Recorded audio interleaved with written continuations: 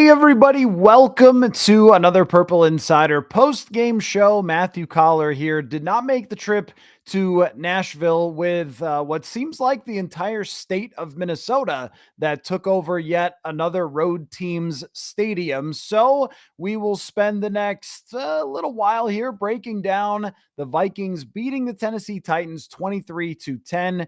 And at some point, Dane Mizutani of the Pioneer Press, who is in Nashville, will be joining us from the press box there. And well, there's two real ways to talk about this game. We could say, look, the Vikings are 8-2. Who cares how you got there? Who cares how it looked? They did the job. They beat three straight bad teams. And now they are in a position to just go 4-3 the rest of the way. And they finish with a 12-win season, which would be one of their best seasons of the last 20 years, 2022, 2017, 2009. That's the only seasons recently that have reached that threshold of winning 12 games, and they just barely got to be over 500 the rest of the way to do so with winnable games against decent teams. That's the position that they've put themselves in by winning this game. And once again, they outgained, well, a little less on the outgained yardage, but especially in the first downs. They had the ball for longer. They had, I think it was 24-11 in first downs. And the Tennessee Titans never actually came all that close to making things interesting. They got the 98-yard touchdown and then never did really anything again after that. And Flores' defense made whatever adjustment they needed to make. There were a couple of completions, some really terrible penalties, and the Tennessee Titans are every bit of a 2-8 football team. They made mistakes all over the place. They committed terrible penalties. They allowed tons of pressure on Will Levis, who I actually thought played a pretty good game overall, considering what he was dealing with the lack of weapons. They couldn't run the ball against the Vikings. So it was a fairly dominant performance again, similar to last week. And once again, you walk out of this thing at 8-2 in a great position, and you win with largely defense, but the offense moved the ball. Sam Darnold had a safe day. He didn't throw an interception today, and he should have actually had a better day if Jalen Nailor could have let that ball come right into the mitts. Then this is much more of a blowout rather than still a pretty solid 2-score win. That's the bigger picture on this victory from the Vikings, is that they didn't have the meltdown at any point. They didn't blow it. They did what they needed to do. When they came out of the Rams game, I remember how frustrated everyone was with that loss. And the big thing for me was, look who they're going to play here going forward in the next 3 football games. If they blow any of those games, then it's this season was a scam. The first 5 weeks don't mean anything, et cetera, et cetera. But that's not what happened. They won all 3 of these games and now are in a great spot. They have 2 games against the Chicago Bears the rest of the way. Beatable Cardinals and Falcons teams at US Bank Stadium. And the Packers are an imperfect team. And then, of course, another battle with the Lions, who absolutely blasted the Jacksonville Jaguars. So if I don't tell you anything else about the way it happened, the second half of this football game, because the Vikings completely outplayed the Titans in the first half, then you go, hey, all good, right? Move on. But if I start to dive into the details, it definitely becomes a lot more frustrating. The Vikings could not run the football today. They did allow Sam Darnold to get pressured at times, but he was not often in position to have a lot of play action chances. Once again, they didn't throw many screens to get people the football. There was a good one to Johnny Munt, but there wasn't a whole heck of a lot of that to Aaron Jones or to Cam Akers, or the easy button stuff wasn't really there. It had to be really good throws down the field by Sam Darnold today. And he played, I thought, an excellent overall football game, maybe his best game since early in the season. But he had to be everything. And that's not what you want, is Sam Darnold to have to be the entire Vikings offense. as it felt like he was today. Jefferson, a handful of catches. Jordan Addison got more involved and then had cramps after that. Cramps also might have got kind of destroyed a couple times in the game as well on a few plays. But Addison getting involved, the big touchdown pass early in the game. So Darnold's performance, you come out of it going like he was pretty good today. The sack at the end that maybe could have been called a fumble was a tough look for him. And there was some 3-and-outs, but again, sort of fueled by the fact that they couldn't run the ball. Aaron Jones has not looked the same in a couple of weeks. He was banged up last week with the rib injury, and then he comes back in today and immediately fumbles the ball on a pitch. And I think that's the downside of this game, is that when it comes to a play-to-play basis, they completed passes, they pressured Levis, they stopped the Titans' run, and overall, the Vikings had way, way, way more successful plays. And that's why it feels like last week against the Jaguars, only not as tense, but they had a way more successful day on a play-to-play basis. And yet, the miscues just added up. And it also felt like, too, that this could have been a lot scarier had the Titans not gotten flagged for everything. They completed a touchdown pass that was taken back because their right tackle doesn't know how to line himself up. And once again, boy, I just love illegal formation penalties. I know this one went for the Vikings, but my goodness, I mean, isn't that what every football fan was pining for this year? Man, I hope they take away a lot of big plays because the right tackle was 6 inches back too far. The Vikings were on the wrong side of that last week. They're on the right side of it this week.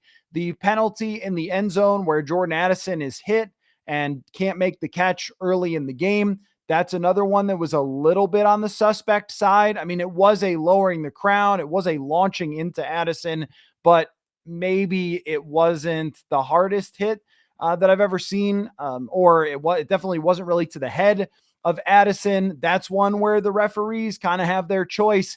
And another one where the Vikings get stopped on a third down, but Jefferson's being held. And the broadcast, I don't often get a chance to watch the broadcast. And there were some times where I was scratching my head today because I believe it's Adam Archuleta was really ranting and raving about how it shouldn't have been a penalty, even though it was clearly a penalty. Still, they don't always call that. We know that they don't always call cornerbacks playing extremely physical with Justin Jefferson. And that might be another reason why it didn't feel like it was a very smooth ride today, is that the Vikings needed these penalties in order to have the type of win that they were able to get. So where do you stand on this? 3 wins, none of them pretty, all of them kind of gnarly and grindy, and yet 8-2. You couldn't have asked for anything better. And I don't even think we need to talk about it through the lens of the beginning of the year, because usually when this comes up of how they've been doing, like, wow, they've outperformed the expectations at the beginning of the season, but I don't even think of it that way anymore. I think of just after they went to 5-0, we raised the bar. We raised the expectation. I think really even after 4-0, because that's where the schedule stopped getting so difficult. So after they went to 4-0, we raised the expectation and we start to look at it along the lines of, well, can you really compete in this conference? The NFC is not what the AFC is. Can you really compete in this conference? And if you can, then you have to come out of the next whatever number of games sitting pretty in the NFC. And so even though the first 4, or really first 3.5, because it was halfway through the Packers game that they started to get a little bit more stumbly, as opposed to just dominating full games as they did for the first few weeks. But since the middle of the Packers game in week 4, it has been a lot rockier of a ride than it was through those first 3.5 games. Yet still, after going 4-0, if we go back, because there was the bye week in there, so that's where we usually draw the line. But I look at it as those first 4 games, really the 3 after the Giants game, were the ones that were concerning because they were the most difficult opponents. The San Francisco, the Houston, and the at Green Bay. Those are 3 hard games. And so they come out 4-0. after that, beat the Jets, lose 2 straight, and then win 3 straight. That's still 4 out of the last 6 games that they were able to win after that hot start. And now you get set up for you go to Chicago. That's a team that is not a gimme by any means, as they showed today. And the Packers had to survive on a blocked field goal, but it's also a team that's beatable for the Vikings. And then they play them at home later on. And you're in a spot where this team could potentially go into the playoffs as the second best record in the entire NFC. And I mean, if you've put yourself in that spot after 10 games, it's really hard to nitpick away at how you got there because the Titans are bad. The Jaguars are bad. The Colts are a better team than they were against the Vikings, as you saw from Anthony Richardson, who had a great game today. Very competent franchise there in Indianapolis, but they beat the Jets. And nice to see Anthony Richardson bounce back after the embarrassing benching and all that. But the Vikings avoided Richardson. He would have made it more difficult on them than Joe Flacco did that night. So when it comes to the penalties today, the Jaguars not being able to score another touchdown when they could have won that game, and then Indianapolis playing their backup quarterback. A lot of good breaks have happened to the Vikings to win these last couple games. And in a lot of areas, they've been good enough to compete with anyone, which is completed a lot of passes, stayed on the field for a long time. Very successful day for Sam Darnold throwing the football. I thought he was pretty accurate today. I mean, there was one that was high to Jordan Addison, but he didn't make big mistakes. He made a few really excellent plays in scrambling away. It's just the huge catastrophic mistakes that they had today that opened the door for Tennessee to come back. The drop by Jalen Naylor, the 98-yard touchdown where they didn't seem to get rotated fast enough on a blitz, or maybe had no expectation whatsoever that Will Levis would ever throw it down the field on a 98-yard touchdown. And they allowed Tennessee to hang around in this game because of these big, giant mistakes that they made. And that it even includes Aaron Jones fumbling at the beginning, right? Like of the game, which is a very odd thing. I can't remember 3 other times the Vikings have ever fumbled on pitch plays. And then they did that, and Tennessee really controlled the line of scrimmage. But another thing that we need to talk about as well is the right guard situation. We have a new starting right guard, which would be Dalton Reisner, because Kevin O'Connell finally decided to pull that trigger. And while they didn't run well, it's hard to say without looking back at it. I don't know that they were running a lot behind Dalton Reisner anyway, because they're aware that that he's not the best run blocker. But I thought the pass protection in the middle mostly gave a chance for Darnold. And when you consider who's on the other side of that, the very nasty Jeffrey Simmons, it wasn't an upgrade. I felt like I was not seeing the right guard getting bowled over or getting beat quickly time and time again. So that does give Sam Darnold a better chance in the pocket, I think, going forward, and is the right move for Kevin O'Connell. So your reactions, guys, are you a little flustered after this one? Are you jacked after this one? What questions, thoughts, concerns on your mind? Dane Mizutani and I will grade the positions through the day once he in Tennessee gets back from talking to Kevin O'Connell in the locker room, and we'll be able to hear from him what was said after this victory. I don't think they have anything to apologize for. When you get to 8-2, we have seen so many Vikings teams in past years melt down in one of these games and not win 3 straight when they should win 3 straight. Think about the 2020 team where we kind of made that same argument. It was a different situation, but it was, oh, well, they're going to play the Jaguars and the Panthers and the Bears, and they beat a couple of them, but then fell apart at the wrong time against Chicago, and they end up missing the playoffs that year. It's happened so many times through the years where we say, oh, well, this should be a victory, that should be a victory, and then they're not able to get it done, which makes it a lot harder for me when they are 8-2 to say, well, it wasn't a good enough win. Now, I did agree with Andrew Kramer on the show on Friday where we talked about style points and how they could really use them. And I thought that they were going there. At the end of the first half, they've got the ball and it's 13-3. And they could just put this Titans team away. If they score right there and make it 20-3, the Titans are done. I mean, that team is not sharp at all. You saw from all the penalties that they committed that they're kind of a mess. Their coach is melting down on the sideline. They only get a field goal there. And then in the second half, it's 3 and out. It's 1 first down and then punt, a bunch of punts in the second half. And had they been running the football and winding out the clock and then punting away, it would have been a lot easier to deal with. Okay, like they're not scoring. Just run the clock, punt the ball away. It's okay. But they weren't really getting first downs and they weren't sticking the dagger in the team in this really bad team. And then you get Trent Sherfield, amazing play at the goal line. Sherfield has really been a revelation for the special teams. You get this great play, stops him at the 1 yard line. It's almost a safety on the first play. And then they decide to go full blitz and make a mistake and give up a 98-yard touchdown. Like, that's kind of the story of the game. It was really over at that point. I'm sure the Vikings had a 99.9% chance to win by the win probability when they're at the 1 yard line and it's third down and long. And yet you allow them to just get a flicker of life, which is kind of what's happened in each of these last 3 games. Flickers of life. Overall, so the defense gives up one really terrible play.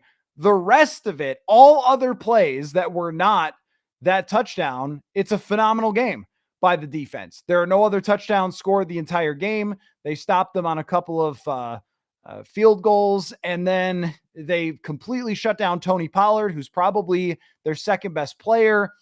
Will Levis, again, did a good job, but he was under pressure for most of the entire day, and they hit him a couple of times really hard. Jonathan Grenard was in the backfield. Andrew Van Ginkel, what a tremendous game from Andrew Van Ginkel today. He was just too much for that team to handle. And that's why when you look at the final score, once again, for the third straight week, you look at the final score and go, what? This should have been so much more than it actually was, which I could see as being frustrating. But I don't get the same sense today from you guys, and we'll get to some of your comments here shortly, but I don't get the same sense of annoyance after this one as after Jacksonville, because Jacksonville included the Darnold turnovers. And the bigger picture on this is you're usually not going to give up a 98-yard touchdown, right? You're usually not going to average 2-something yards per carry. That's a really good defensive line. That's the one strong thing that the Titans have. So you're usually not going to do that.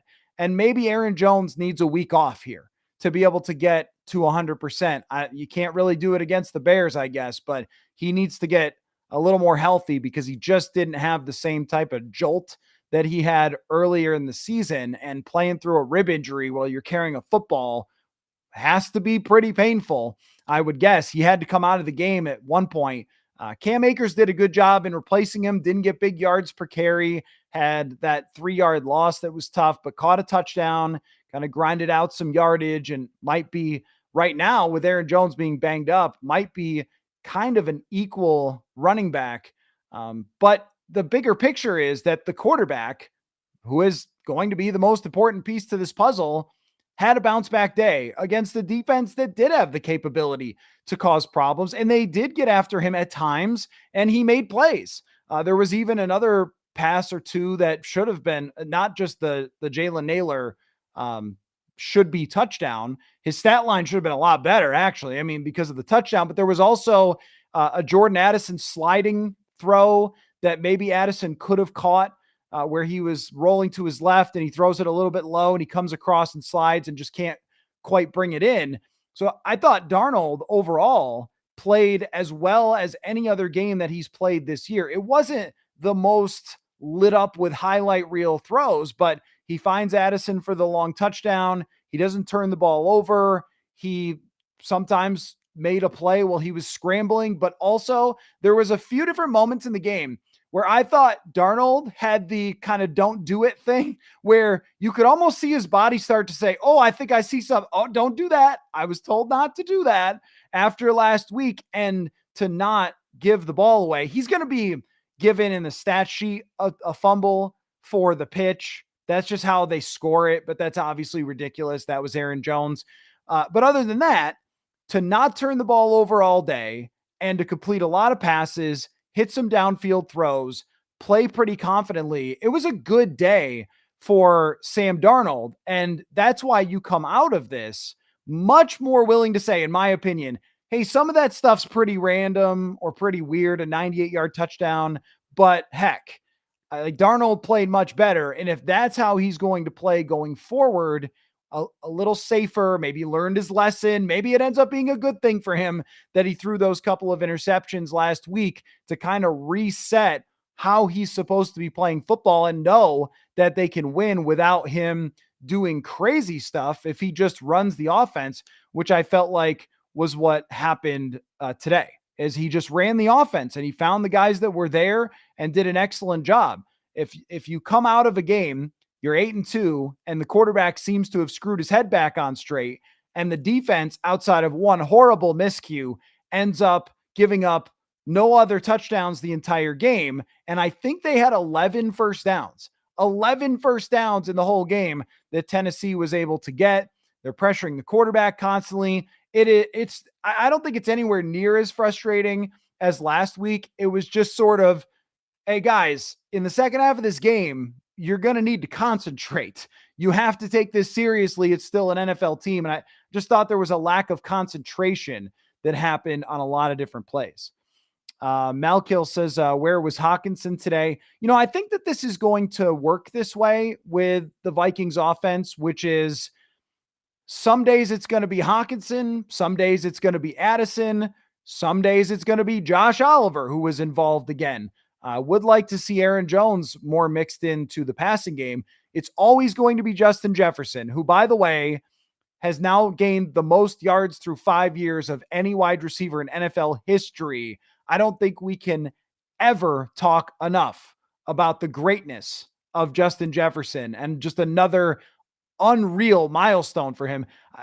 In Minnesota, we take for granted that they're always going to have an elite wide receiver no matter what, but that's history. Jerry Rice is on the list. Torrey Holt's on that list. The best receivers ever on that list, and Justin Jefferson passing them today. But the way it's always going to work is Jefferson is the main target, and he's going to make his plays, get his yards. And then it's going to be somebody else.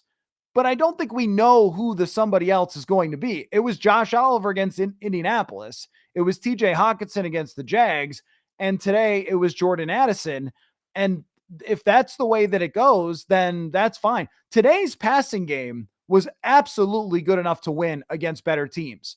And the Titans are not a laughingstock when it comes to that. They're not great, but they're not a laughingstock. This type of passing game where you're working the ball to Addison, where you're not making big mistakes, where Jefferson's getting open, you hit on an explosive, but also control the ball underneath. It was good. It doesn't have to be Hawkinson all the time. Unless he's on your fantasy team. And then, of course, you are not happy today because he was so big last week. But that's the whole ethos of what this is supposed to be as a Vikings offense, is you can get Jordan Addison back going. And I have felt like it was important for them to get Jordan Addison one of these big games. It wasn't a 200-yard game or something, but the big touchdown catch, he had some other opportunities. He had someone put a WWE move on him on the sideline, so he got a little bit banged up.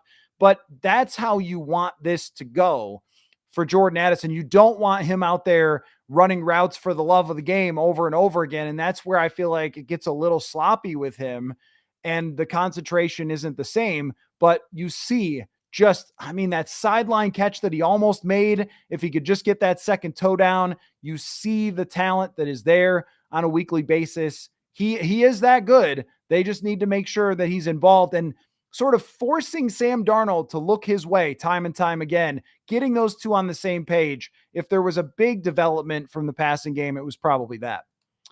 Wes says we didn't run the ball well because the Titans defense is top notch against the run.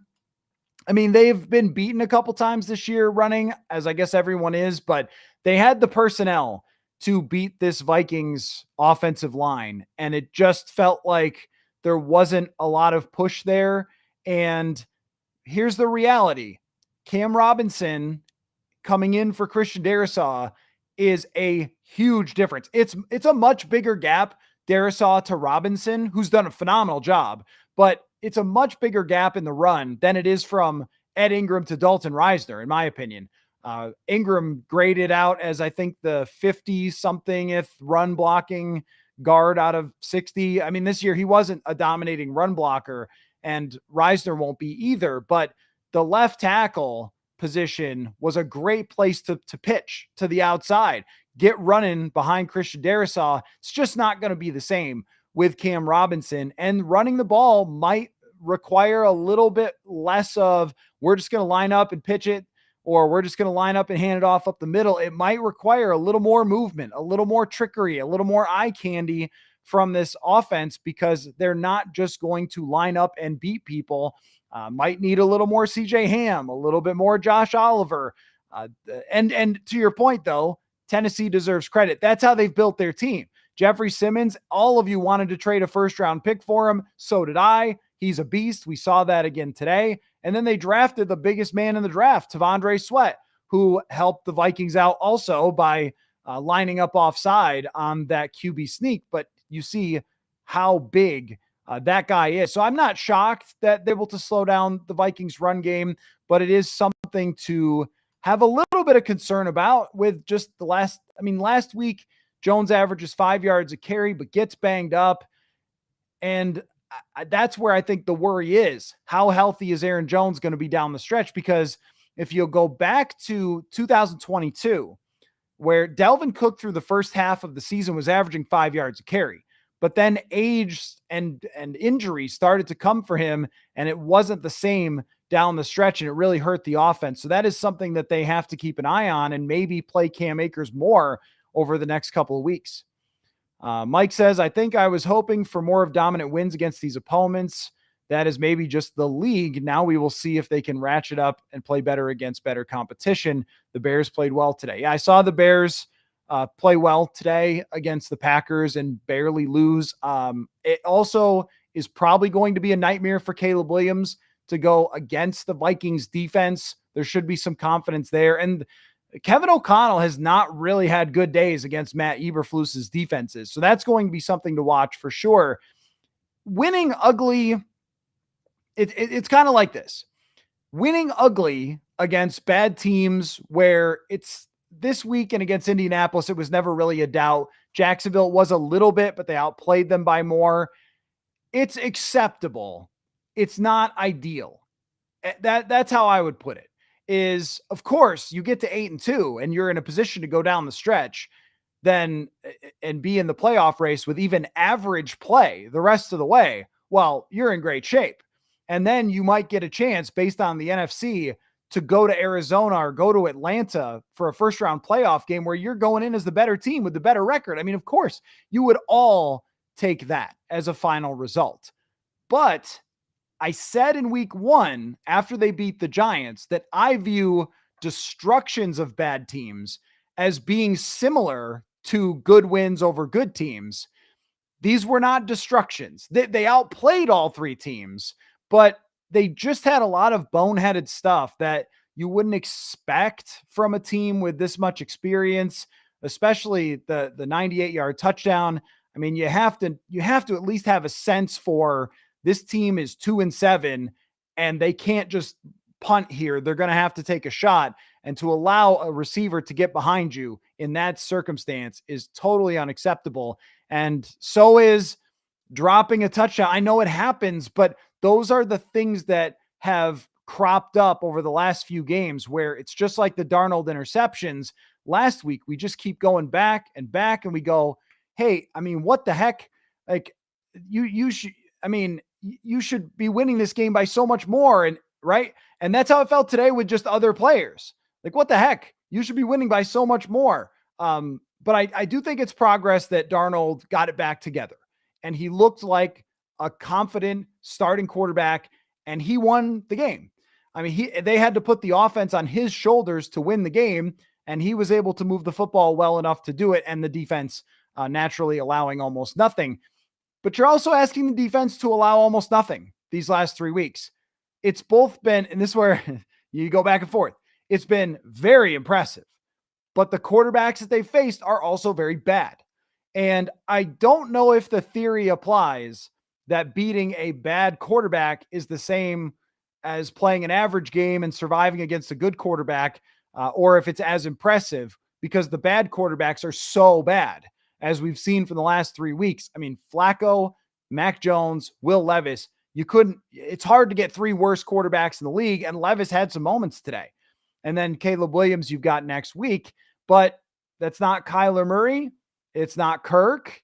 It's not, Jordan Love. It's not Jared Goff. Like, those quarterbacks are going to offer a more difficult challenge. Those teams are coached better. Arizona's coached well. Atlanta's coached well. Those teams aren't just going to give it to you the way that these last 3 teams did.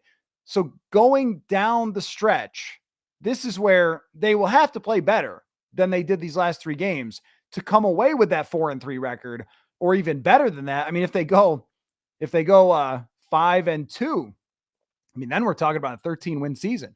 But you're not, the way that they've played these last 3 games with the number of mistakes that they've made and the struggles of the run game today have not been indicative of a team that can just go 5-2 the rest of the way. It looks more like a 3-4 type of team, even if they were able to get away with the wins because of who they're going to play.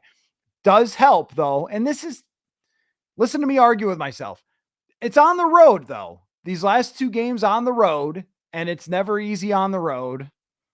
You have 4 games in December at US Bank Stadium. I'll see y'all there. So yeah, it's it. I mean, you can't be unhappy with the position that they're in, but you also have to be nervous. I think nervous about the way the secondary played at times today. I mean, they gave up another long touchdown, but their right tackle lined up offside or whatever, too far back in the slot, as the color analyst Adam Archuleta said. But the secondary had its problems today and had a couple of passes. They must have had 75 yards taken away from them because their right tackle doesn't know how to line up. So it was worse than it looked on paper. And considering the amount of pressure that Levis was under, that's what makes you think, all right, when you play Murray, when you play Kirk, when you play Love, when you play Goff again, are these issues that were going on against Detroit or the Rams, are they going to pop up again? That's probably what exists in the back of a lot of people's minds. And now, including mine, I mean, when they were up 16-3 and they get the ball coming out of half, I'm thinking maybe I could take a nap before postgame. I mean, right?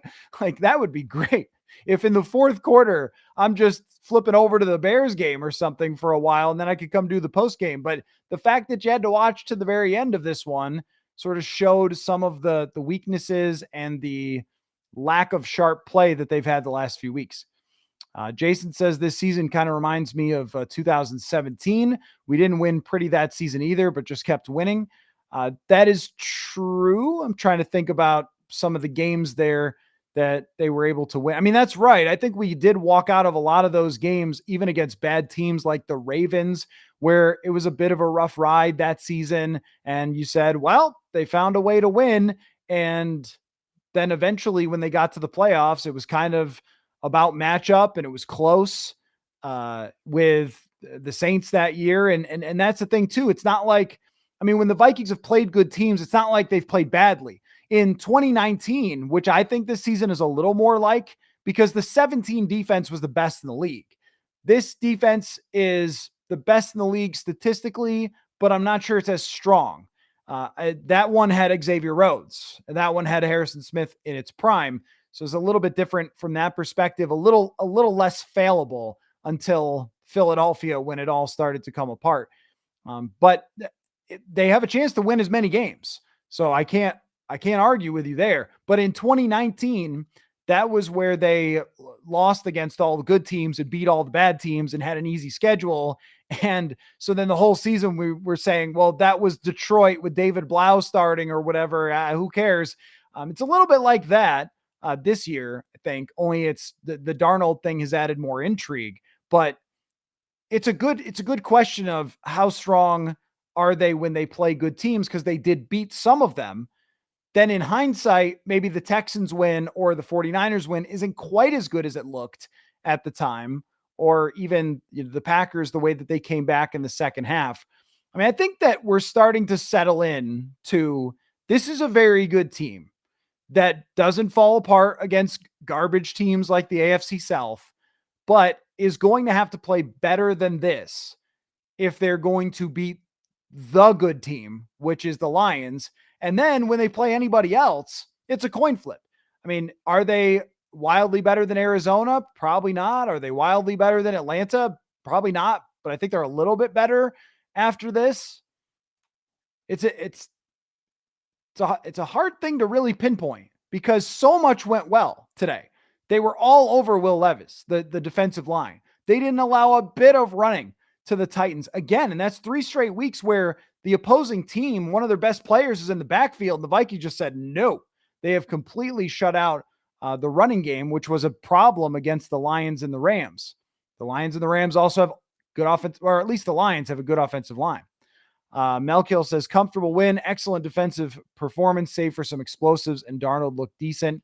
Yeah, I think that's why Darnold, the way he looked, is why we don't have in the comment section today the frustration and anger of what we had last week, because last week against the Jaguars, everyone was just envisioning this interception in the playoffs that Darnold's going to throw. And today, he seemed to adjust his mentality that he was not throwing into traffic, maybe a couple of passes all day that went into traffic, but there wasn't risks. There wasn't stupid throws. He got back to the way he played. I would compare this one to the game against the Giants. I didn't walk away wowed, but I walked away saying, well, good job, Sam Darnold. Good job. Like you made the throws that were there. You got an explosive player too. And that's it. Hanky Panky says, can you break down how the hit on Addison on the sideline was not a defenseless receiver penalty, please? Asking me to break down penalties is tricky business because I don't know that the league understands their own rules. So I always hesitate a little bit on things like this. But what I thought was questionable, and you can't really be too upset about any penalties today because the penalties helped the Vikings way more than they did the Titans, way more. In fact, I'm sure the Titans coach is going insane with some of the penalties that were called. So you can't be too upset about that. So Addison goes up to get the ball and gets his hands on it, and then he's hit. But where I thought it might be unnecessary roughness, or like you're saying, defenseless receiver, would have been how he was body slammed afterward. But I didn't really have a problem with that. He was hit low. I think that's what you're supposed to do. I mean, we see that with guys getting hurt because they can't hit him high. So he kind of hit him on the back end. I didn't think that was excessive. But all the Titans penalties were penalties. As much as Brian Callahan was going crazy, there wasn't any of them that I thought weren't penalties. I'm just more amazed that they committed them and gave the Vikings a lot of extra chances today, which could be another reason to be a little bit frustrated. Horse Feathers says the Chiefs are undefeated and their wins have not been blowing away opponents, but they're still winning. So I don't understand the complaint about the Vikings. I think I do understand the complaint, which was today was an opportunity after the way the first half went to just wash away last week. Okay, we all had a pretty bad feeling in our mouths or taste in our mouths after watching the Jaguars game. I had to fly there for it. So, right? So go just kill the Titans. Just this team is bad. Their franchise is down bad. They can't block. They can't run a play without a penalty. Their coach seems kind of clueless. Their punt returns no good. Like all these things, just destroy them if you're really good. And they outplayed them, but they did not destroy them. And that's where you could go, I mean, if you can't blow out the bad teams, are you going to be able to beat the good teams?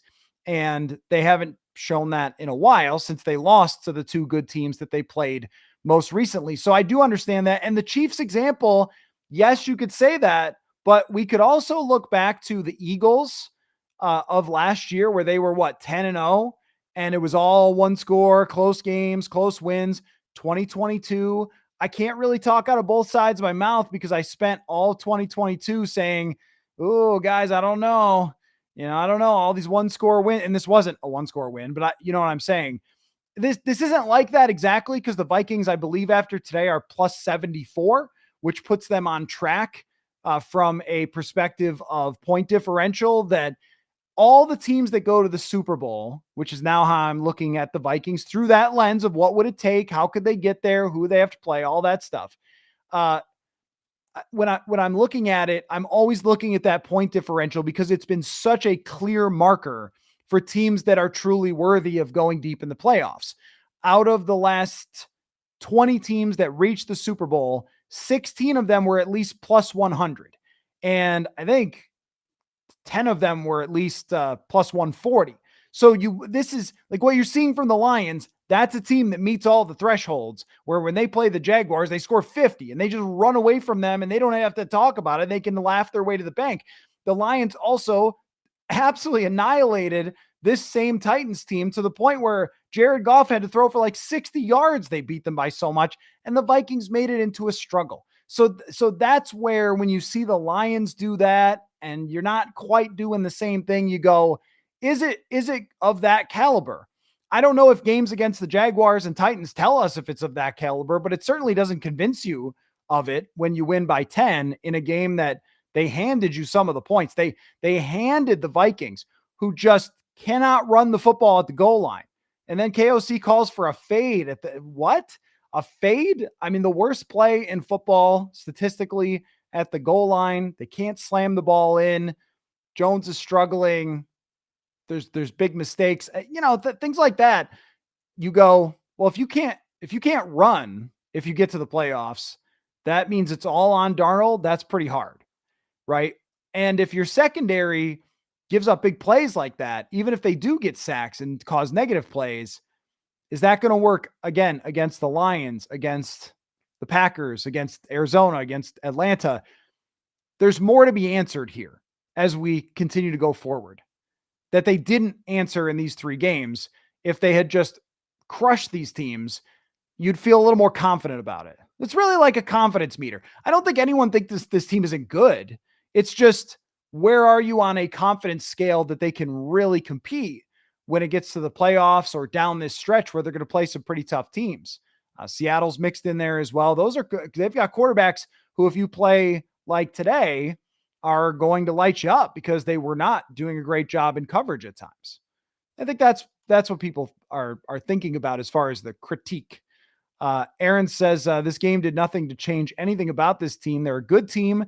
They will be a tough out for any team in the playoffs. Defense has flaws. Offense has flaws as far as Darnold takes us. Right. I mean, that is a key point, though, about today is if you were doing what are the biggest takeaways just of the entire game. Number one is that Sam Darnold bounced back really well. And his stat line is not going to tell the truth because he should have had, I don't know how far they were away, a 40-yard touchdown pass that he dropped a beautiful dime. And he was in control. They didn't have any procedural penalties. They may have had to call one timeout, I think. But aside from that, he was in control. He threw the football well. When the pocket broke down, he didn't do anything stupid, but he did make a couple really good plays. He escaped out and found, I forget who it was, along the sideline. He converted the touchdown on the play action to Cam Akers. And there were 2 plays where they were kind of blown up by the Titans right away, and he just threw the ball out of bounds, which is exactly what you should be doing if you're Sam Darnold. Is just, hey, I'm managing here. I'm not throwing the ball away. That was something that I was impressed by today. And Darnold, they deserve 30 points on the board. Darnold deserved 3 touchdowns on the board, but one just hits Jalen Naylor right in the hands and can't bring it in. I don't know. There's nothing he could have done better there. But when Dane Mizutani joins from Tennessee, I'm sure that we're going to give high grades to Sam Darnold. Rascal Lover says, thing I noticed was that the cornerbacks and safeties of the Titans We're a lot more physical and tackled better than the Vikings. Yeah, I mean, I don't know what they do. Just the Vikings in general is a lot of times they send these blitzes, they drop these guys back into zones. So then you're asking them to come up and tackle. I don't know if it was physical as much it was just they weren't making the play at all. There was a one throw in the second half. It was a short pass to the sideline that should have been a 6-yard gain, and it turned into 30 because two guys just didn't attack the runner. And there were yards after catch that were out there for the Titans, and there were opportunities for the Titans to uh, move the football probably better than they did if they hadn't had a few key penalties. Well, we've got Dane Mizutani coming in Tennessee. Continue with your comments. I'll try to get back to them as well. Dane, you can see the clearly the blue skies of Nashville. It looks great. Are you in a closet? You all right? Are you they have closets in the press box here, so I'm using it. Hopefully, I sound good. Hopefully, I'm coming in clear. But here I am, live from Nissan Stadium. Okay, yeah. Well, it looks fine. You do look a little bit like a hostage, but I think we're good. So I am curious to find out, because I have spent the first 47 minutes talking about the back and forth that I am. I'm going to need to bring memes into the show so I can have that. The lady who tries kombucha and goes, well, like, because that was kind of me today. Sam Darnold played really, really well. The defense overall plays really, really well. And then they just have these humongous mistakes that kept Tennessee somewhat in the game. So what was the sense from Kevin O'Connell and the locker room of their biggest takeaway from today? I really think the sense of everyone in the locker room, and I don't know if fans are going to love to hear this, is like, it's hard to win in the NFL, and it's really hard to blow teams out. And that might fall on deaf ears from the fan base today, because like, if you don't give up a 100-yard touchdown, the defense had an incredible day. And if you can just punch one of those into the end zone, like this should have been a blowout. So I get why I'm sure the comment section is saying, like, hey, like, why can't this team put them away, or why can't they, keep their foot on the gas? And I think in some ways that's like merited, but I think everyone after the game basically had the same opinion. Is like, look, we'll take it. We're 8-2. And I think what Kevin O'Connell said makes the most sense, is that like, they're 8-2 and they haven't really played their best football in like 2 months. So while some people would say that's a bad sign because it shows regression from early on the opposite side of the coin, you could say it's a good sign. Like, they're 8-2 and there is a lot more that they can get to. So that was the general tone of the locker room post game. Like, not super satisfied with the way it went down, but certainly not apologizing for a win. Oh, and I don't think that they have to. Actually, the chat has been very chill about this win today, I think, because Good. well, number one, I think we all understand that Tennessee had the defensive line that could give the Vikings problems, and they did at times, especially with the run game. But it's just a very different feeling when you come out of a game knowing that the quarterback got it together and played really well.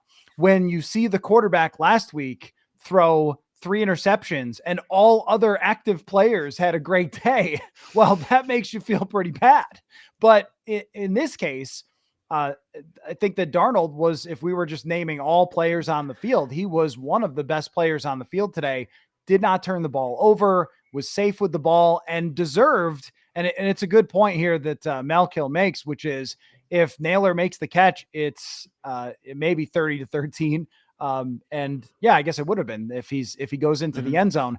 I mean, you can't deny that this was that close to being a blowout. At the same time, over in Tennessee in their post-game show, I'm sure they're saying, hey, if we didn't get called for all those penalties, maybe Will Levis has another touchdown. And I think that's where it is reasonable to have some concern, is the secondary, the tackling. It wasn't just the 98-yard touchdown. It's also the touchdown that got pulled back off the board, a couple of the explosive plays.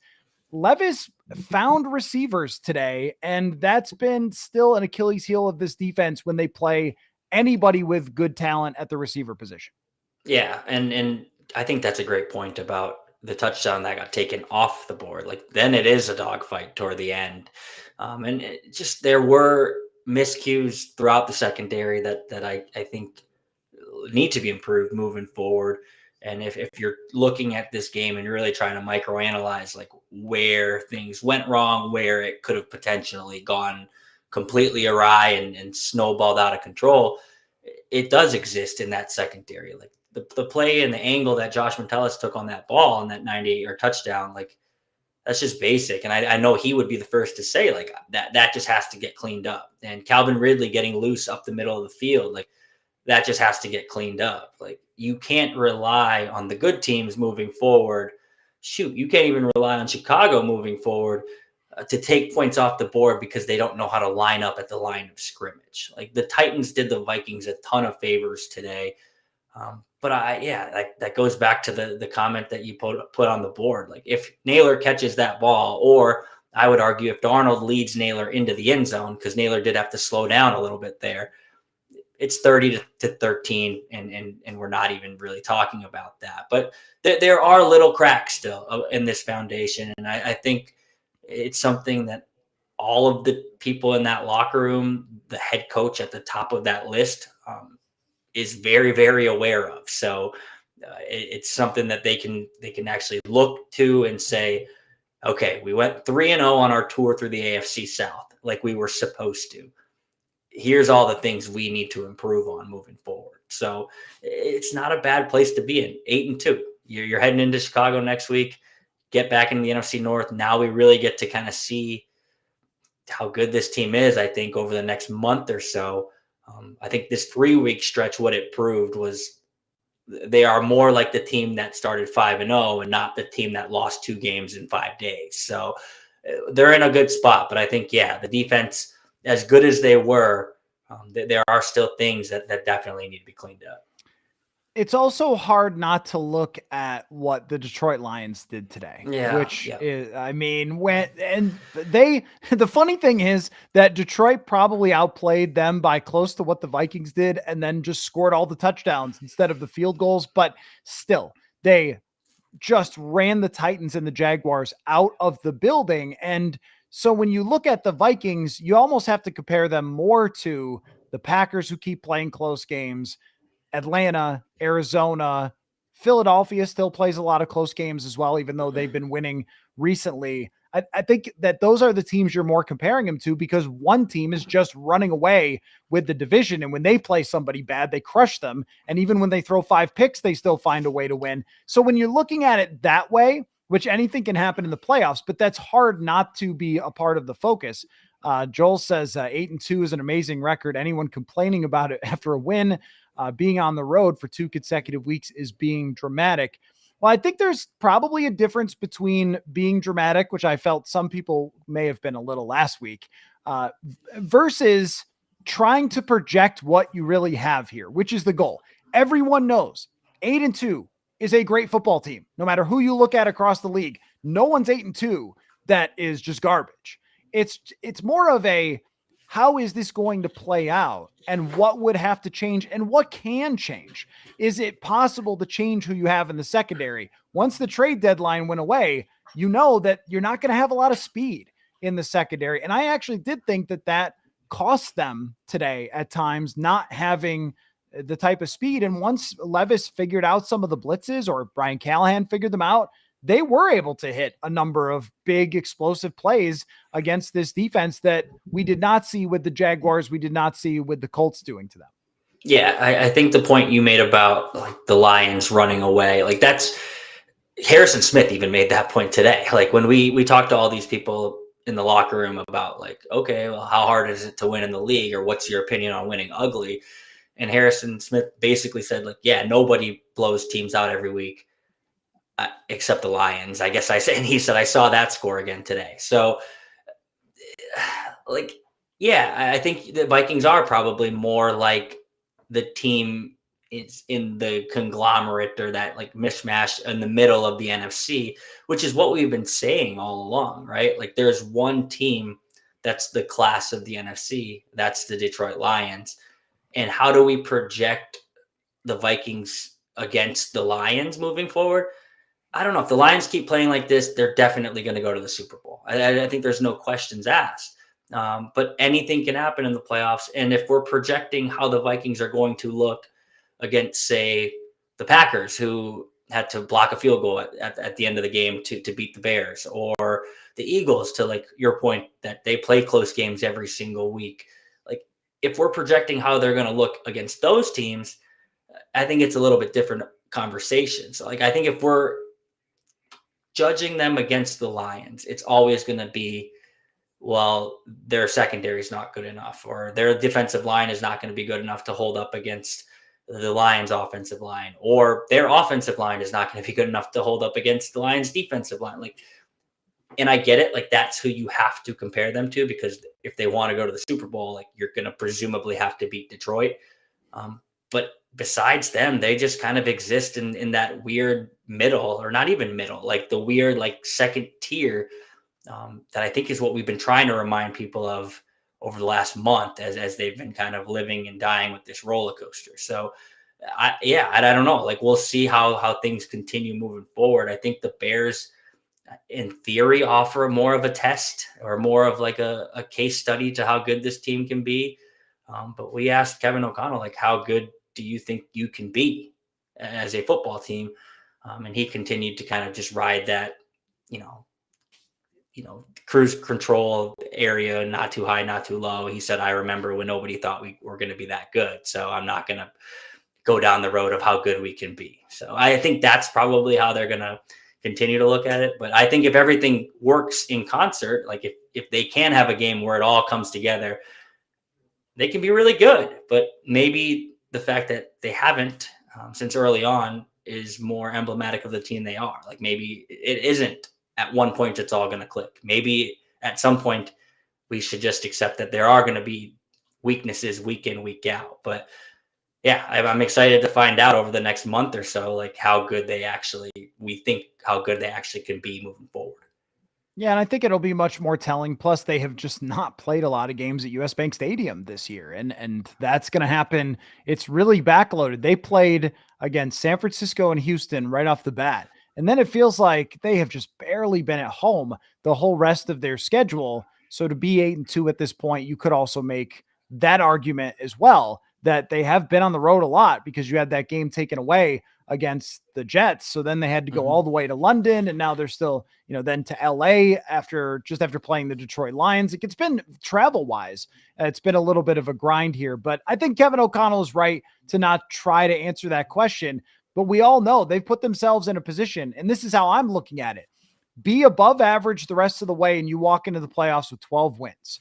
Have a point differential of plus 100 at least, because that's the threshold to be a contender. And what I'm going to say at that point is, what an incredible football season from this team. What we see now they've gotten up. It's like they had to climb up a certain hill. And even though that hill was pretty smooth, there were a couple of landmines in there. And they spotted the landmines, and the landmines were the Colts, then the Jaguars, then the Titans, and they jumped over them just enough to get up to that horizon. So now you look over it and you can see a great season right there. It's right there in front of you. And the teams that they're going to play are also not perfect. Seattle is not perfect. The Falcons are not perfect. Arizona, they've all lost bad games this year, and they've all won good games this year, which is, kind of like the Vikings, although the Vikings losses are by a combined 12 points overall, and they did play close with the Lions. So this is where we oscillate back and forth on the general feeling here. Let's take a minute to talk about Will Levis, because Vikings fan Anonymous says, why did Levis suddenly look competent today? Of all the games, he plays well in this one. He actually did play well last week against the Chargers defense and took a lot of sacks, but seemed to be coming along. Their offensive line is horrid. Their coach probably isn't that good. Their receivers are not all that good outside of Calvin Ridley. It's something we will think about maybe a little bit along the way if Will Levis turns a corner anywhere. But I looked at today thinking, if Will Levis had been drafted by the Vikings, he'd probably be pretty good. I mean, he can play. I don't think that he's just entirely awful like Mac Jones was last week. He ran a couple of times pretty well. He threw some bullets. He took some risks downfield. is he Jordan Love-ish if he's playing for the Packers or the Vikings? Maybe that's going a tad too far, but that sort of wild man type of play, but he really surprises you with some great throws sometimes. I just think that he had a horrible situation around him today, and Brian Flores, for the most part, took advantage of it. Yeah, there were a few, like the thing with Will Levis that is always going to bother me watching him, especially me watching him if I had to watch him every week, and why I think it would bother people like Kevin O'Connell is like he just can't hit the layups with consistency. Like there were still plays today. I think of one, it was the third down late in the game. I think it was either late third or early fourth quarter, where he chucked the ball in, like it nearly landed in the first row of the seats outside of out the back of the end zone. He misses a wide open crosser over the middle. And we'll watch the All-22 back, but I saw it happen in real time, like at the stadium. Like Harrison Smith bails on that route when Will Levis throws it all the way to Texas. But I just don't think he always sees it. And I think that's what's always going to be like his Achilles heel, is that like he doesn't always hit those layups. And I think to be a really good quarterback in the league, you have to consistently hit those. No one's ever going to question Will Levis's arm strength. The ball he threw to Calvin Ridley that did not count was incredible. I mean, Patrick Jones running right into his face. Will Levis, not even a real like arm platform to throw it, and he flicks his wrist and it goes 65 yards downfield, dropped into a bucket. So the arm talent's always there. And I think there are going to be times like this week, like last week, where you see it and you're like, oh, God, I think he can be really good. Maybe Jordan Love's not a bad comp. Like I don't know if he'll ever get a long enough leash or a long enough run. I think it's probably done for him after this year, like to ever try and actualize that full potential. And Jordan Love's really good. So maybe that's probably a touch too far. But the talent's there, and I think we can see that. We saw it today, but so is the inconsistency, and I think we saw that today too. So that is going to be the thing that I think is maddening for people. And I guess I would be interested to like talk to Titans fans, like if there was a Titans chat running right along the right, because the amount of Will Levis, you suck, I heard from the fan base. Like we're in the press box and we can see it's an older stadium, so the press box is lower to the ground. So you're basically in like the lower bowl, and people were just giving it to this guy. So I think he might have already lost this fan base too, regardless of like people who don't get to see him every week, what we might think.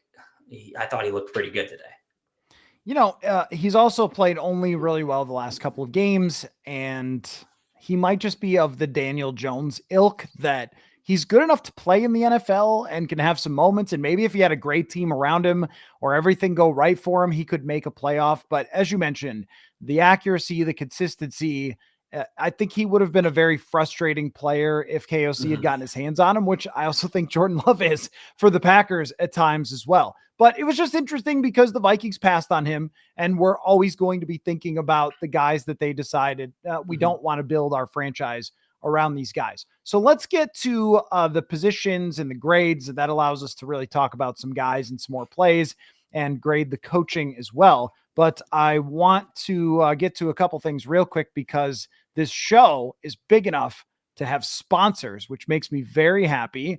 And one of them is future fans. So if you've ever tried to explain football to a little kid, you know that it can be pretty difficult, especially if you're trying to explain the rules the last couple of weeks. And Daddy, why are all these flags happening? Well, son, the NFL loves illegal procedure now for some reason.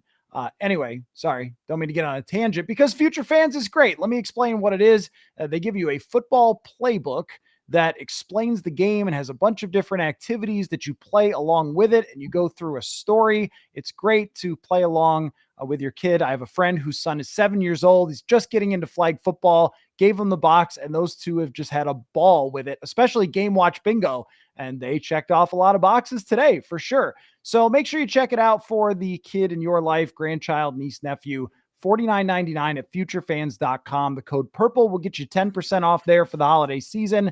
Futurefans.com. Unlock a lifetime of memories with a kid in your life starting now. Also, Underdog Fantasy is a supporter of this show, and the higher and lower, we had lower for Will Levis going into this game, so we botched that one, but the higher on Sam Darnold, 239.5. He just barely got over it because Underdog is good at what they do. So if you want to play along with our pick'ems that we do every week on the show, Underdog Fantasy app is the easiest place to play fantasy sports. You could sign up with the code PURPLE to get your special pick, first-time deposit offer up to $1,000 in bonus cash. Must be 18 or older. Terms apply. Concerned with your play, call 1-800-GAMBLER or ncpgambling.org. Okay, the grades. Quarterback. How would you grade the quarterback's performance on this day, Dane Mizutani? A-. I feel good about it. I don't know. There seemed to be some like discourse about, was it a bad pitch? Like it was behind him. I think Aaron Jones has to catch that pitch personally. So like while Darnold will get the fumble and the pitch could have been better, like for him to start his day off with a turnover, and you, after seeing what he did last week, watching him turn the ball over or be a part of a turnover on the first possession of the game, I thought like, this could be bad. And all he did was respond. The next drive, throws that 47-yard touchdown, Jordan Addison, and then kind of doubles up the next drive. It's a touchdown aided by, pass interference or unnecessary roughness in the end zone that maybe wasn't. But either way, like to turn the ball over early and to come back immediately and punch the ball in the end zone twice. The only reason I would go minus is because it was the kind of similar script of like it stalled out in the third quarter. And maybe it's unfair for me to go minus because if Jalen Nailor catches that ball, then it's a blowout. But like I still think he could have led him more toward like the post of the end zone. Like he's the fastest guy on the field. No one's catching him. Just make sure he doesn't run out of the back of the end zone. So I'm kind of like waffling, but I think overall he played really, really well. And I think it was something that you can feel good about, something you can build on. And I think if like you were a fan who was kind of spiraling over the last 2 weeks, like today should have given you some confidence that yes, it can still look good because he just finished 20 of 32, 246 and two touchdowns, rushed for some, showed some wiggle to move in and out of the pocket. Just overall, I thought it was a really good day for him. I would go B+, sort of similar to you along the same lines. Major bonus points for not turning the ball over. He will be charged with a fumble that was not his fumble. They showed it on TV in multiple angles, and I just didn't think that there was anything weird about that pitch to Aaron Jones. He made a couple of plays on the move that were just flat out excellent, where he found receivers, and one of them, Jordan Addison, wasn't able to bring in, but it would have been a really good play and certainly should have deserved a little bit more on the stat sheet if Naylor brings it in. At the same time, that first drive, they get away with a fade route to the end zone that didn't work, a throw into traffic where he had Hockenson open under the middle, but threw it to Addison to get him demolished in the face or in the chest or whatever it was, and got away with it because of the penalty. The refs don't always call that as a flag, and then was able to punch it in after that on the sneak.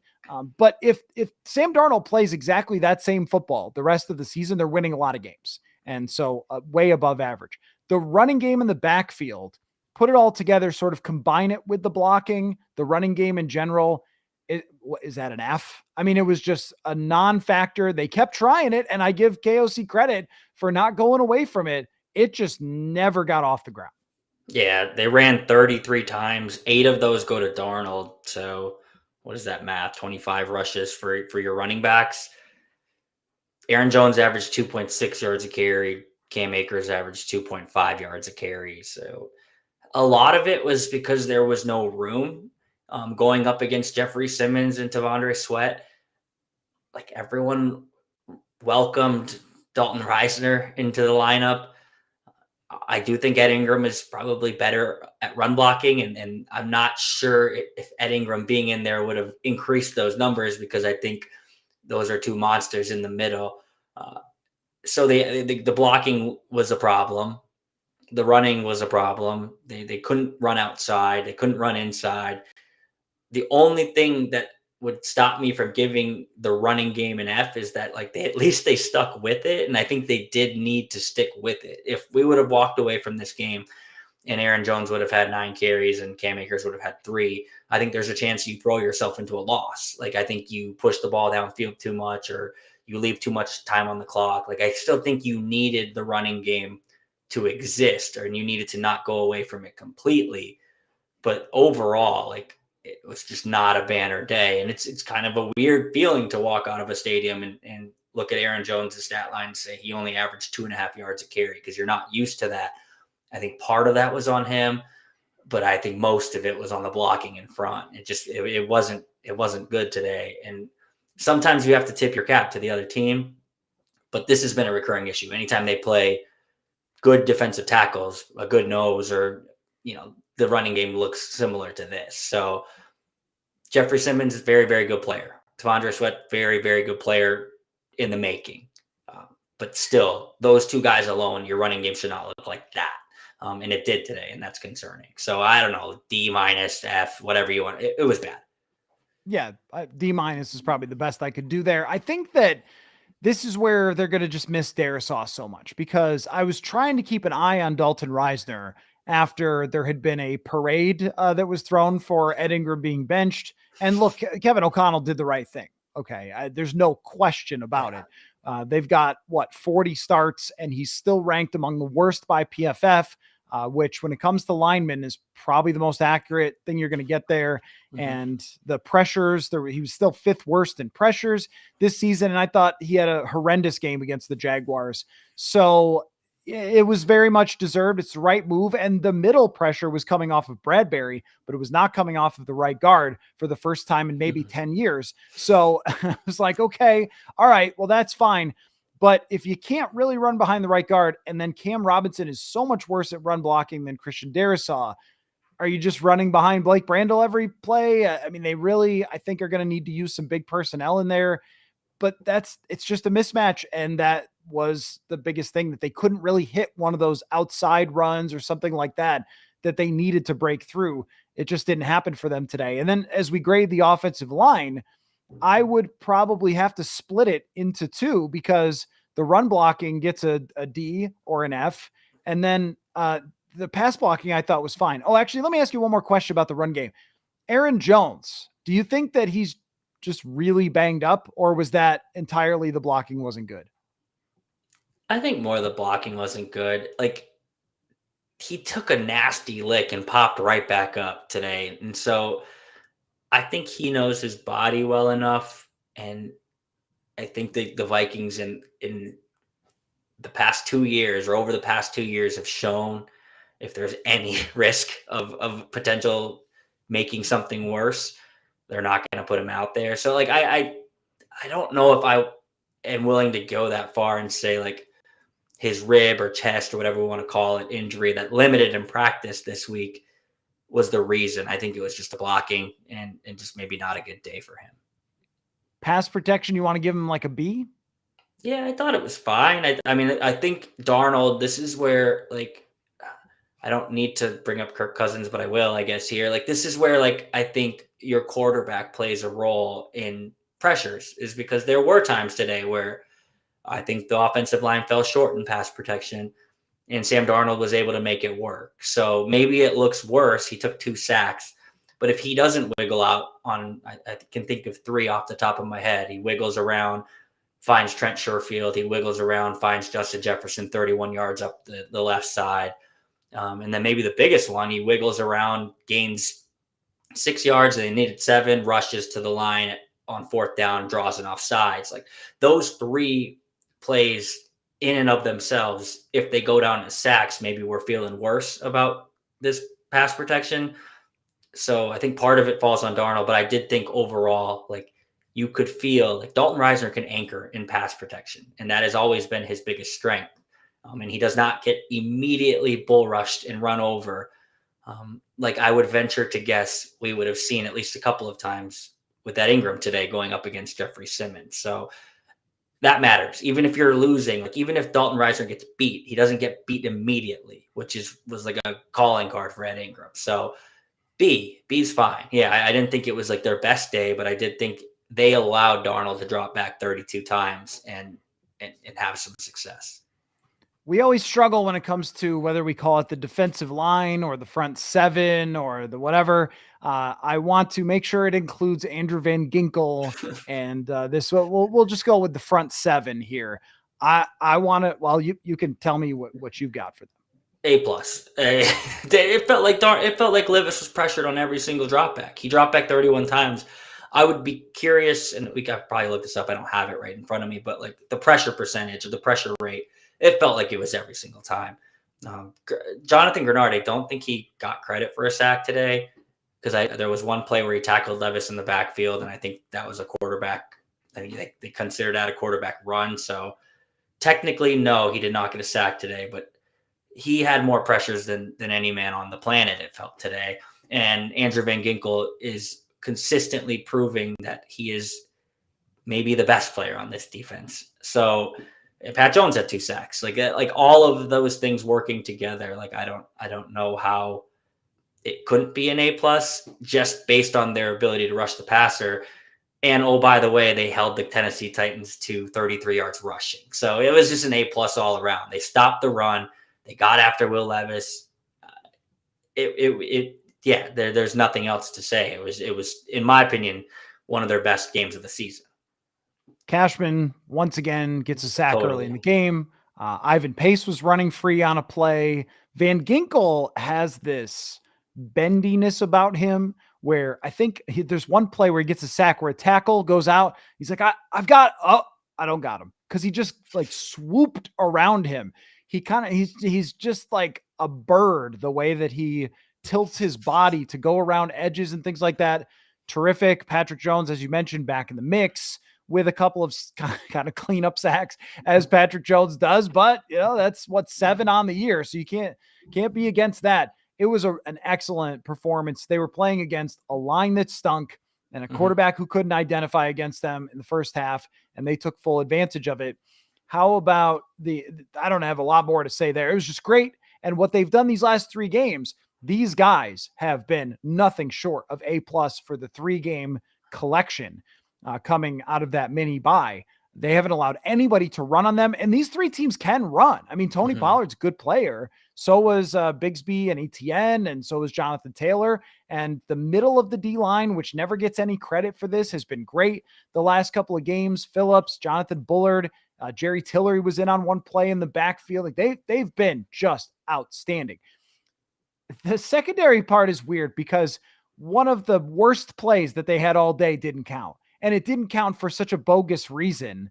And I feel bad for the kid who can't line up. But like, that had nothing to do with why Will Levis threw to the wide open receiver who went for a touchdown. But it's hard to give them an F because of the final stat line and how many points they scored. But the secondary, it was not as good as you would have hoped for today. No. And like, I think they were tracking towards an A grade themselves at one point. It really felt like Will Levis had snowballed and spiraled out of control. And then Josh Metellus takes a terrible angle on a ball. He kind of flips his hips. Like, I know what he was trying to do. He was trying to undercut it because it looked like Will Levis was throwing him the ball. But he took a bad angle. Next thing you know, Nick Westbrook-Akine is running 98 yards down the field. The defense, the secondary by themselves, like, gave up a 100-yard play. Like, that's already bad. But that seemed to give Will Levis some juice. And then he throws that ball to Ridley that should have counted. Like, I don't know. Like, we're going to have to figure out something with these illegal procedure calls because, like, no one wants to watch this. I guess Vikings fans were fine with it because it took away like a 60-yard touchdown for Calvin Ridley. But I think that play or that miscue by Josh Metellus gave Will Levis juice, gave everyone else juice. There was another play I can think of where I think the guy's name, Bryce Oliver. I don't know who that is.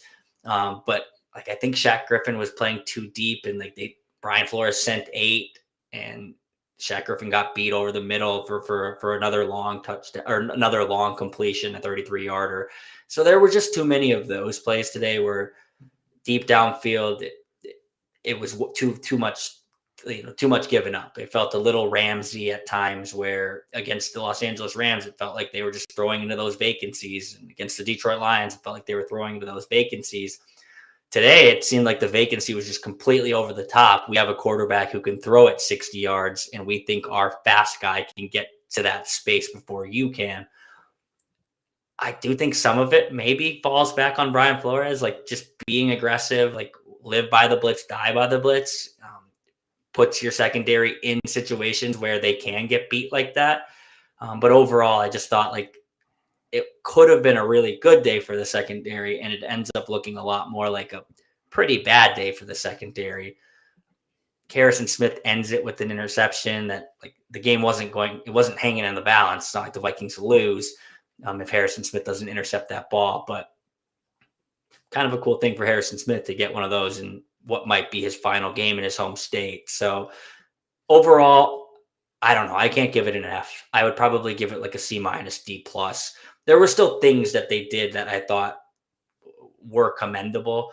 But there was enough there to make you kind of turn your head and say, if it looks like this against the good teams, there's a chance those good teams could just run away. If they can block it up. That was the thing, is the Titans couldn't block it up for the most part. The one time they did, they throw for a 98-yard touchdown. They didn't tackle particularly well. There were guys running open. Ridley was open and made plays on the sideline. I mean, C minus is probably right. Hanky Panky with the super chat, thank you so much, says it seems like Flores gets a little too lax when the team is winning. I think what Flores does, Dane, is that he will blitz and play deep coverage when they're winning. And it's not exactly a prevent. It's like his version of prevent. He's going to try to pressure you up front, but he's going to leave a lot of the underneath stuff open, knowing we're up by 10 points or we're up by how many ever points. You're going to have to throw a lot of passes. And normally that works because that 98-yard touchdown doesn't happen. And some of the completions underneath, you would always say you're okay with, like when they get the field goal drives, it's fine. Go ahead, get a field goal drive.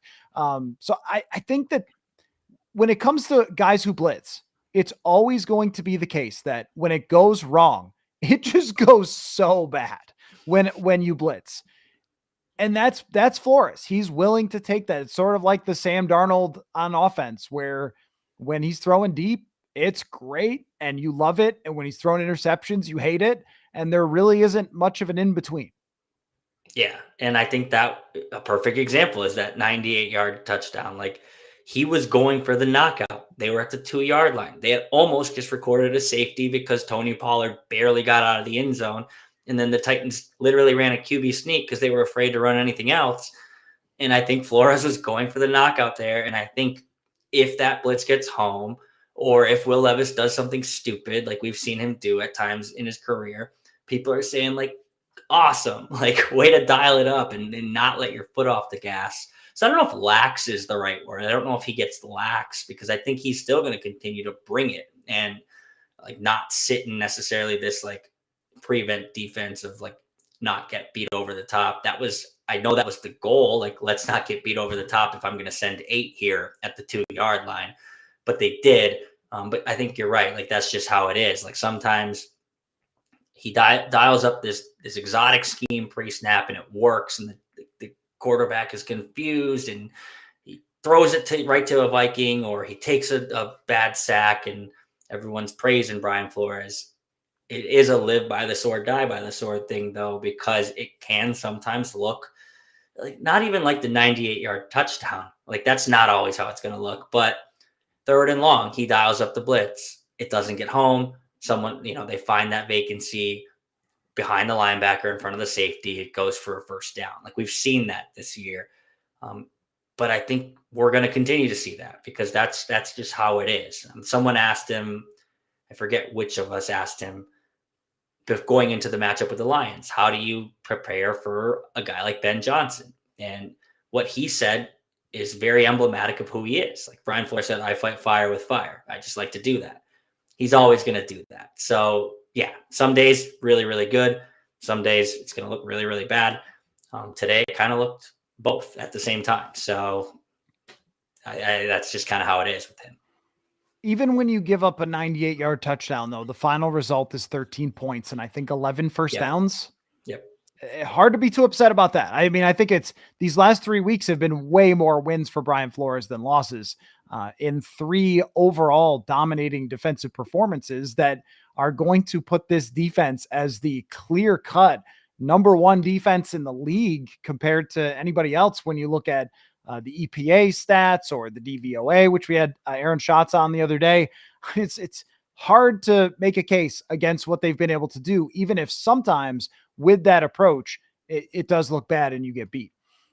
Chris says, my concern still remains the offensive play calling and its predictability, Darnold's decision-making and its speed make it easy for Darnold, but also somehow just can't see easier options. And Drew also asked, what do you think of the KOC play calling, which kind of leads us to the other part of grading the coaches. I mean, with Flores, I mean, we'd have to give him a pretty high grade for the final results, even if there was the miscue. But as far as Kevin O'Connell and the play calling, I don't have much to criticize here. There were no trick plays. Thank God. No trick plays. But I mean, I'm not, I didn't like the fade at the goal line. I didn't like the overall approach at the goal line, but I don't really have one or a situation. Maybe coming out of halftime and kind of going right back, like we're going to throw, but throwing was the most effective thing they were doing today. So I can't say that they leaned too heavily on the passing game. I just think that this is an always and forever, like on your couch or in the press box thing with coaches, that no matter what happens, if it's not the 98 Vikings, we're always going to criticize the play caller. But when we look at the results, tons of first downs, they scored points. They should have had another touchdown for Jalen Naylor. They should have put 30 on the board. I just can't get too deep in the weeds here with critiques for KOC's coaching today. No, me neither. I'm actually kind of surprised that people were like, I'm sure to your point, it's probably just always going to be a thing unless you beat a team 52-6, like the Lions do every week, it seems. Like, what is the easiest thing to chalk up the slog of the offense to? The play calling. It needs work. Well, I'm sure if every single time he could call a play that he knew was going to work, he would just call it. But sometimes the play you call gets blown up because Jeffrey Simmons blows Garrett Bradbury into the backfield because he's a really good player. Or sometimes the play you call, you want to stick with the run and it just doesn't happen because they're getting so much interior pressure in the middle. So I think today, I would actually commend the play calling because he did still stick with the run. And I've seen in the past, I think 2 years ago, Kevin O'Connell would have completely abandoned the run. And this is a game where I think it was very important to run and keep the play clock rolling because as long as you didn't do anything dumb, you were going to walk out of the building with a win. But I think 2 years ago, Kevin O'Connell might have said, we're averaging 2.5 yards a run. I can't do it anymore. Everything is pass, pass, pass. And sometimes we're going to go 3 and out. We're going to take 8 seconds off the clock. He didn't do that today. So I didn't have an issue with the play calling. The only one I actually did have an issue with was after the shot play to Jalen Naylor. I think that was on first down. They took another shot to the sideline right to Jalen Naylor. I'm okay there if you want to just even if you can't run, just run it. See if you can pop 5 yards and put yourself in third and manageable. And if you don't, at least you're clearing moving the clock. If you're going to throw there, I just want to find Jefferson. I don't need to throw to Naylor there. It did kind of get hard for the Vikings late because Jordan Addison went away with cramping and didn't return. Maybe Addison catches that deep ball if that's to him instead of Naylor.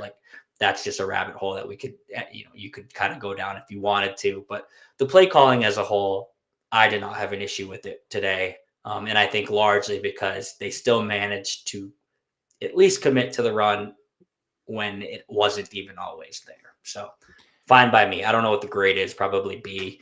And for Flores, I'd want to give him an A, but the 100-yard touchdown, you probably get brought down a little bit for that, but for Flores, like that's not his fault. Like Josh Fidelis just makes a better play on the ball, and that goes as an incompletion. So maybe an A- for Flores and a B plus for Kevin O'Connell. Like I thought it was a pretty good coaching day all around. On the special teams, poor Parker Robo doinked an extra point. Well, he came back and hit the field goal there. So there wasn't a real meltdown of special teams. Ty Chandler's penalty, very suspect. But again, you can't really complain about the penalties today on the Viking side because they handed the Vikings a ton of yards. But the guy was maybe 1 inch out of bounds running full speed when Chandler hit him. I think he just hit him so hard that the refs were like, I better throw a penalty or something. But just to circle back on the KOC stuff, I thought where he did his best work was early getting the ball to Addison. And I mean, the play call where he breaks him wide open, he was so open. It was like a high school touchdown. You see that all the time where the corners just completely forget somebody and he runs uncontested to the end zone. You just don't even see that a lot in the NFL. So I thought getting the ball to Addison, though, consistently early on, that has to happen in order for this offense to be really good. And that was able to happen today. So do we have any more takeaways, Dane?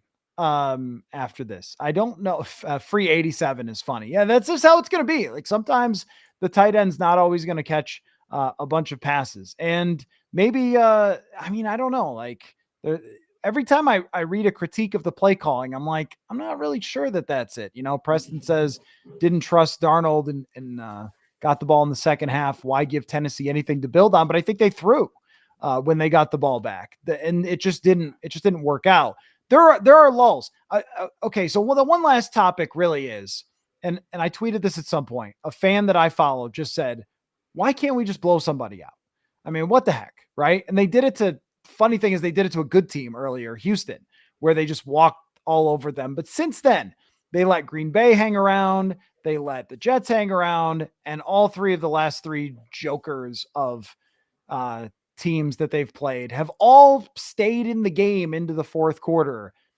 What is your take on that? Like, why is that?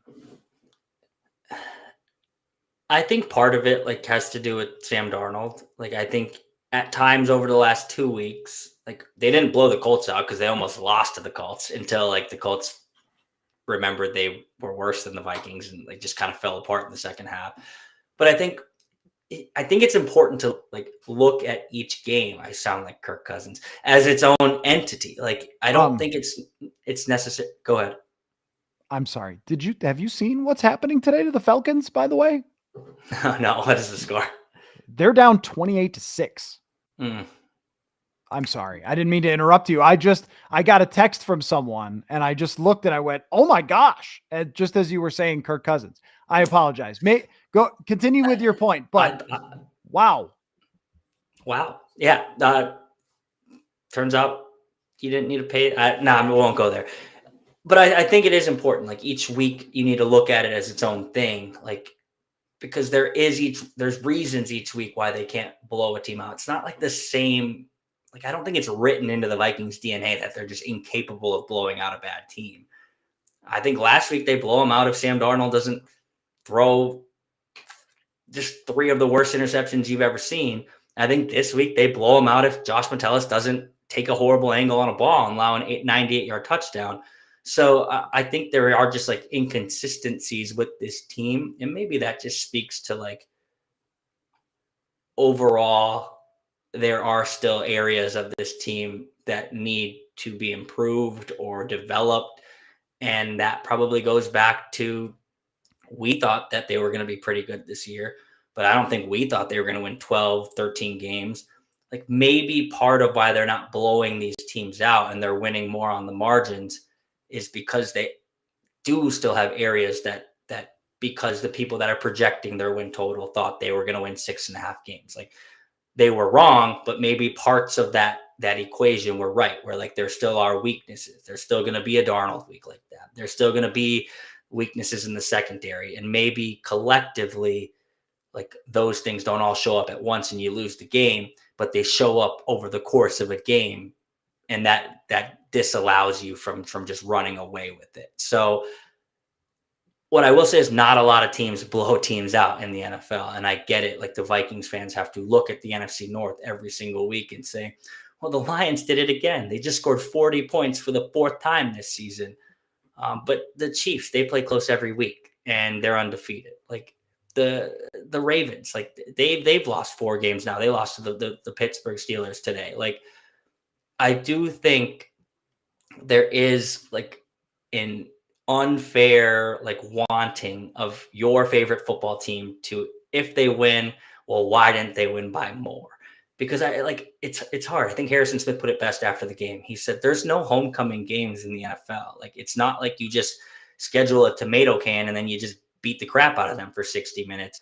Like Tennessee has pro bowlers. They have good players. Like the Jaguars, they didn't really have that many good players, but I don't know. Now I'm kind of just rambling, but I do think like when you look at just like the collective of this team, there's areas that still need to be improved, and I think those show up every so often, and I think that's why like we haven't seen like a total 60-minute display like we saw against Houston.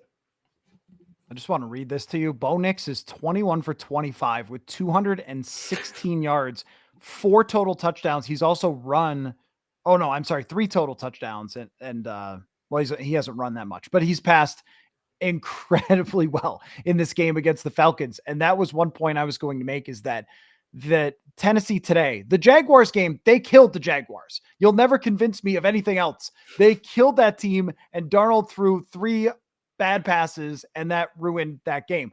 But on a game like today, it can be a little bit of styles make fights. I mean, the fact that Tennessee had this really good defensive line and interior, that's always been the weakness, and it probably will continue to be as long as your center is who he is. Teams like this are going to attack that, and it might depend on your matchups. But the other thing is, they were number 1 in yards coming in, and you saw some of the reason why. The very physical team with a lot of talent on the defensive side. And they've probably allowed that many points because their quarterbacks have been throwing it to the other team all season long. But the yardage maybe told a little bit more of the truth there about them as a defense. So each week it was its own story, as you said, for why they didn't blow these teams out. But they did outplay them, which is important. It's not like they lucked into these 3 wins. They outplayed them. I tweeted at halftime, the Vikings had over 1,000 yards in 10 quarters of football versus less than 500 over the last 3 weeks.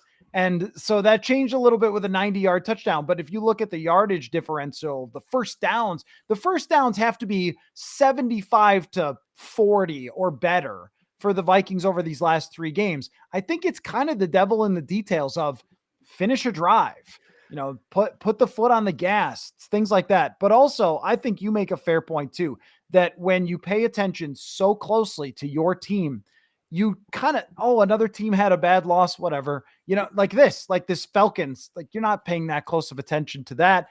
But if you were there watching the Falcons, you'd be losing your mind right now. Like not having a bad loss happen to them is also telling as well, because bad teams have bad meltdown losses, and they didn't have that. So I have not moved my opinion on this team really since the loss of the Rams. I said that I wouldn't, and I would still continue to have them as a top NFC team that is not the top NFC team. But we could definitely say they're better than the Falcons. It's really, to me, it's the Vikings and Philadelphia have emerged as the second tier. And then I think Washington might even be a level down. And Arizona's a level down, and Atlanta's a level down, and probably Tampa Bay, San Francisco. So if you can be in the conversation for the second best team in your conference, that is pretty good. And when I see stuff in the comment section about, well, what are we going to do in free agency or whatever, I did talk about that a little because I had run out of things to say about the Titans the other night. So if you want to watch, I ain't going to talk about that for a single second the rest of the way. You will not hear me. This is one of the best seasons you guys are ever going to have. Or at least you're right there. And you're either going to make it or you're not. But right now, they have put themselves in a position to have one of the best seasons since 1998 that this team has had and go into the playoffs. This is where they are. They could go into the playoffs as the second best favorite to take the conference. I mean, that's an incredible place to be. So my thing is, if that's what they do, then we'll never talk about this again. We'll never think about it again. If they beat the Cardinals, if they beat the Bears next week, if they beat the Falcons, there's probably a bad loss or two mixed in. But if you go into that week 18 talking about, being one of the best teams in the league, then you have accomplished a great NFL season. That's the position that they're in. That didn't change today. And that's kind of the final word, because I think Dane froze. Yes, he did. I think Dane's head is frozen. Well, if you can hear me, Dane, or maybe he fell asleep. Kind of looks like he might have fallen asleep. I guess it's a perfect time to wrap up the show. Okay. Well, I'll just apologize to Dane, but shout out to Tennessee. I didn't know they had internet in Tennessee at that stadium. So, good for them. But that was going to be my final statement anyway. Dane said his computer turned off. So it maybe he forgot to plug it in. That's happened to me before. But great post-game chat, though. I really appreciate you guys. This week, it was a really enjoyable post-game show because of you guys. Great questions, commentary, and all that stuff. And the Vikings are 8-2. What else can you say? I mean, at the end of the day, that's what we're walking out of this with. 8-2. One of the best teams in the NFL. So thanks so much, everybody, for watching / listening. And we will catch y'all next time. Enjoy the rest of your football day. Should be great. All right. Take care, everybody.